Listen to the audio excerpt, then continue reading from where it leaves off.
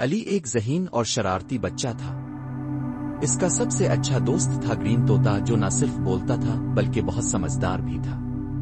وہ دونوں ہر وقت ایک ساتھ کھیلتے، ہنستے اور کہانیاں بناتے۔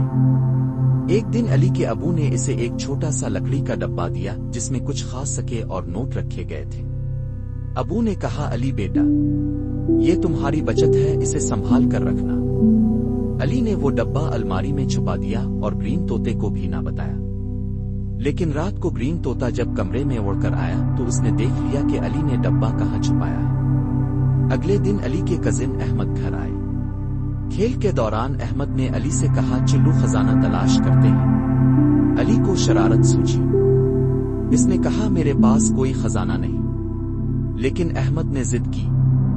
اسی دوران گرین طوطا زور سے بولا، جھوٹ مت بولو علی، سچ کہو کہ ڈبہ کہاں ہے۔ علی چونک گیا۔ احمد ہنس پڑا، طوطا تو سب جانتا ہے۔ علی کو شرمندگی ہوئی۔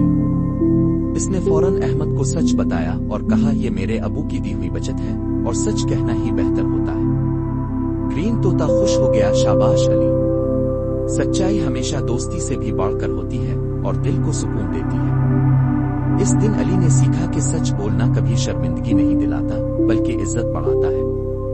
پیارے بچوں، اگر آپ کو یہ کہانی پسند آئی ہو تو ویڈیو کو لائک کریں اور ہمارے چینل کڈس لرننگ سٹریز کو سبسکرائب کرنا نہ بھولیں۔ مزید دلچسپ اور سبق آموز کہانیوں کے لیے ہمارے ساتھ رہیں۔